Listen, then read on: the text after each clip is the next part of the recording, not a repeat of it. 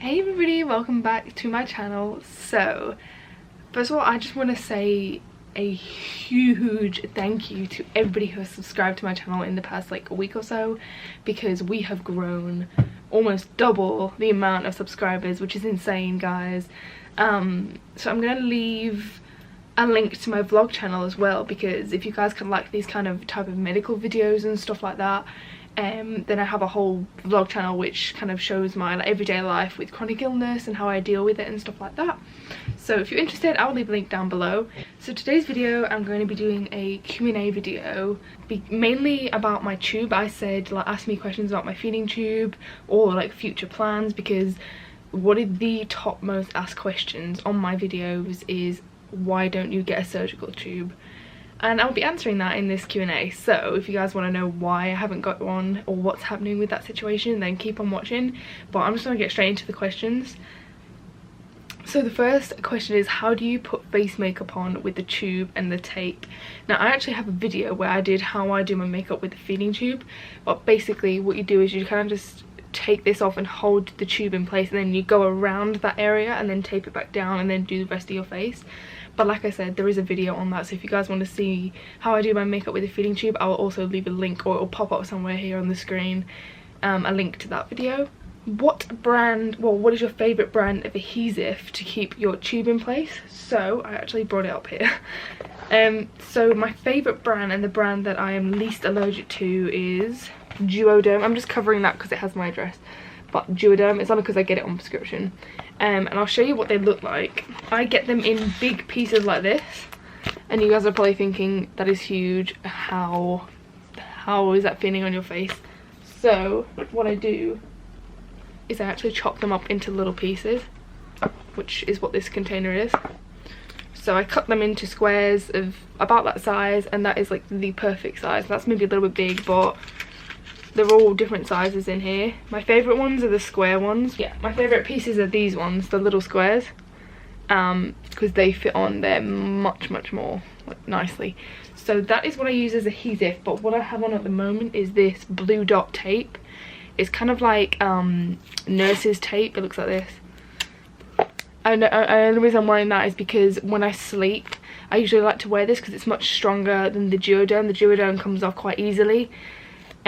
So yeah, this is the tape that I'm using at the moment, just because I was going through kind of a reaction with the Duoderm, but usually that doesn't react, so that's why I was using this tape. But yes, Duoderm is the brand that I like to go for. So that's my favourite brand. But you can also get like Tegaderm, which have these little teddies on. And if you do watch my feeding tube video, I do actually have one of those stuck on there, like little decorations. So how do you deal with people, strangers, thinking you're anorexic? Now, this is such like a controversial subject, because yes, there are anorexics out there with feeding tubes, but no, not everybody with a feeding tube is anorexic. And when you are thin, like when you are thin, so when I was at my lowest weight and I had a feeding tube, there would be times when I went into a restaurant and I'd have something to eat, even though I knew it would make me sick, but that's just, it's like a mental thing, guys. Like your body's natural reaction is to wake up and then you feel hungry. And because I don't actually have this feeding tube goes into my intestines, so I don't actually get anything in my stomach, so I still feel hunger. So sometimes I do give in to cravings, and this one time I did. We went to this restaurant, and then I'd eaten a meal halfway through and I started feeling really nauseous, and I had to go to the bathroom and be sick. And then the woman knocked on the door and said, "Are you okay in there?" Like, she could obviously hear me. And I said, "Yeah, I'm fine." And I came out and she saw the feeding tube and she said, "That is disgusting, that kind of behaviour, like you need help," kind of thing. And I was so, not traumatised, but that really cut deep when she just assumed that I had an eating disorder.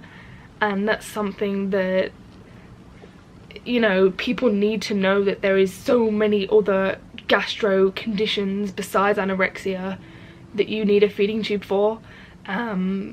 You know, it is awful people assume things like that. So, but how do I deal with strangers? I kind of just try to ignore it, to be honest. Like, I kind of just try and do my own thing, and usually if I am sick in public, I just try and be as discreet as possible, so I can put toilet paper in the seat so it's not making as much splash. I know that's disgusting, sorry, TMI. And there's certain ways you can kind of hold yourself, and when you retch to be sick, like there's certain ways you can hold your stomach muscles to not be as loud with it. I know this sounds like confusing, but yeah, that's kind of how I deal with it. But there's not really much you can do. Some days it really does get to me, but I just try to ignore it. Like, at the end of the day, I know people are curious and they want to know, but they're not going to come up and say anything. But I'd rather, if you guys are out in public and you see someone like myself, like I mean, obviously I'm speaking for myself, but I want to speak for other people too. Like, I'm sure that we would rather you come up to us and ask us about something rather than assuming and whispering and pointing, because that's more nerve-wracking for us and makes us more self-conscious when you do that. So yeah, just like come up to us and ask questions. I'm sure we'd be happy to answer rather than you like assuming things. Have doctors ever not believed you? I'm currently struggling with that. Something I will say is that especially being diagnosed with gastroparesis, you will get doctors that don't understand the condition, or you know, think that it's in your head kind of thing. And I still get doctors like that now, even with gastric emptying results, and even with, you know, having proof that you do have the condition, that you will get doctors that don't believe you because they just don't believe in the condition. It's kind of like their ego doesn't want to be hurt and stuff, so you just kind of have to keep fighting. Like, if you have a doctor that doesn't believe you kind of thing, like, just show them the proof, or, you know, make them do that gastric emptying scan kind of thing. Because if you do have gastroparesis, like, there's treatments for it, and some people actually respond to medication really, really well. So I would say, yeah, just keep fighting for a diagnosis. Don't ever let a doctor intimidate you, because at the end of the day, you know your own body better than anyone else. You know what you're feeling kind of thing, like, you know. So yeah, hope that made sense. Sorry if the lighting's changed, guys, because it is getting dark outside, so I apologize. Next question is best ways to get better when you're normal people sick, aka if you have a cold with a tube. If you have a cold with a tube, usually you do get a runny nose, and that can aggravate your tube, and you're more likely to get like sinus infections and stuff like that, which is what happened to me recently. But I would say just treat it like you treat a normal cold, you know, plenty of fluids, plenty of rest, make sure you're blowing your nose, not too much, but if it gets blocked, do not sniff up, because it will go onto your chest, so then you'll start coughing. You know, Lemsip, I drink Lemsips, they're like little sachets that you can mix, stuff like that. I would just say treat it like you treat a normal cold. Well, that's what I do. Don't really do anything different. This is kind of similar to the other question, but biggest tip for leaving the house and not feeling self-conscious with the tube. And have people ever called you anorexic out and about with your tube? Like I said with the story in the restaurant, yes, I have been, well, she never used the word anorexic, but she like was saying, like, eating disorder, like, that's disgusting and why would you do that to yourself kind of thing. So yes, but I have had people call me anorexic before. Like, I've heard people like whispering behind me, and then I've heard the words tube and anorexic, and you kind of just know that that's what they're talking about. But biggest tips for leaving the house is actually, for me, is makeup. I feel a lot more confident with my tube when I have like my makeup on, because I feel like if I've got like a nice wing or lashes, or my brows are like on fleek, then I feel like people might actually pay more attention to my makeup and go, oh my gosh, her eyes are so pretty, rather than what's that tube on your face kind of thing. But people will stare anyway, because it's different. You know, if everybody had a tube, people wouldn't give you a second glance, but because it's, you know, people don't normally have it, then they will stare, and it's kind of something you just have to get used to.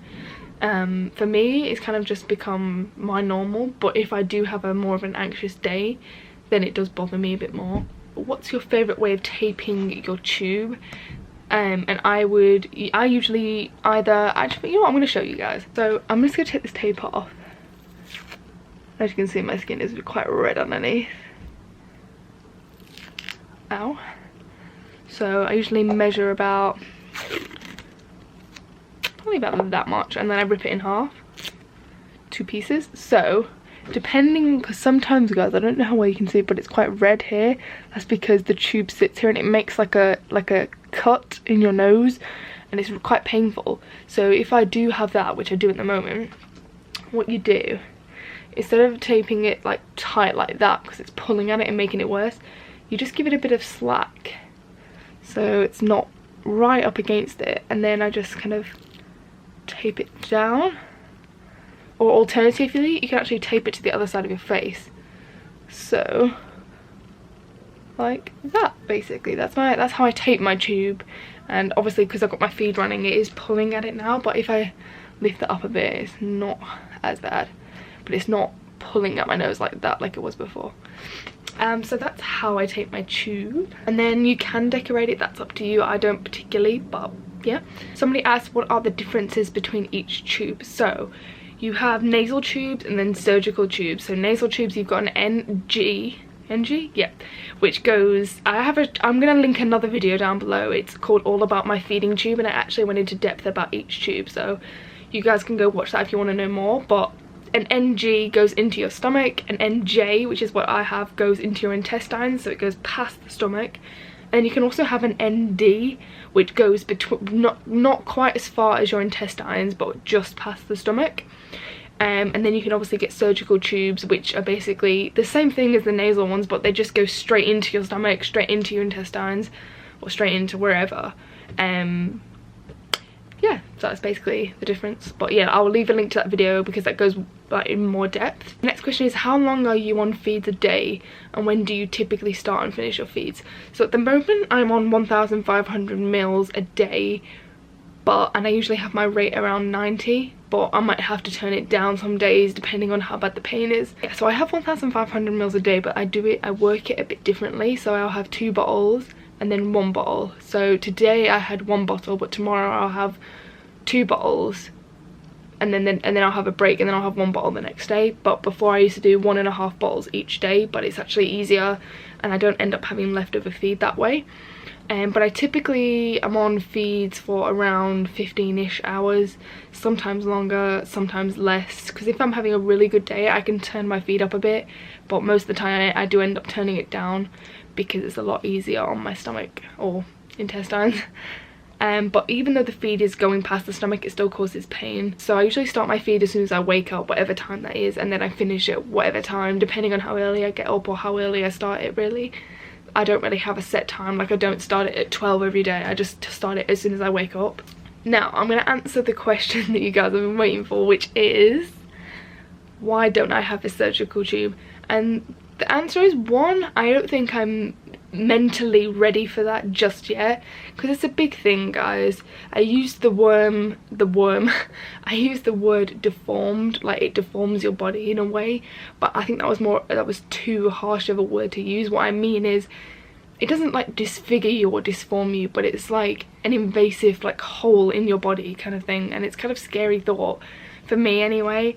So mentally I think I need to prepare myself a bit more, but we have discussed the options of getting a PEG, so that will be something that I probably most likely will be getting in the future, but I don't know when yet. I'll have to wait to see what happens when I see my new gastro. But the difference between a PEG and a GJ tube is a PEG goes through into your stomach, and then you get a jejunum extension, so you have 1 tube that branches off into 2. So you have like, that's the tube, and then it branches off into 2, so you have 1 bit going into your stomach and 1 bit going into your intestines. But the GJ tube, you actually create a stoma, which is like a hole in your intestines kind of. Correct me if I'm wrong, but I'm pretty sure that's the difference, is 1 you get like stoma with, and then 2 the other one is just goes straight into your stomach kind of thing. But I might be wrong. I'm not, obviously, I've never had one, but I'm pretty sure that is something like that. But guys, check the comments because I could be wrong. So how do you get over / through food cravings? Some days I can deal with it, other days I give in and I eat, but when I do, I suffer the consequences big time. So, but with that said, you can chew and spit food, or sometimes if I'm craving like chicken nuggets or something, instead of having chicken nuggets I might have some chicken soup. I mean, I know it's not the same thing, but it's that chickeny flavour, and it's a flavour in your mouth as well, and I can sometimes tolerate soups and liquids, so that's kind of how I deal with that. And the last question is, how long have you had your tube for, and did you have any tubes prior to that? So I've had the NJ since about May this year. So what are we in now? We're in November. So I've had it about 7 months. But prior to that I've had NG tubes, which go into your stomach, and I had those for about 1.5 years prior to getting my NJ.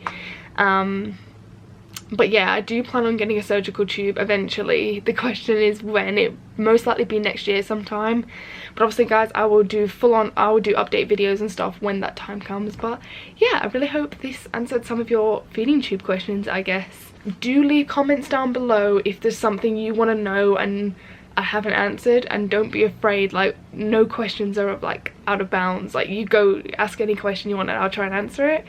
But anyway guys, I really hope you enjoyed this video. If you did, please give it a big thumbs up and subscribe to my channel because we are growing. I love you guys so much, and I will see you in my next video.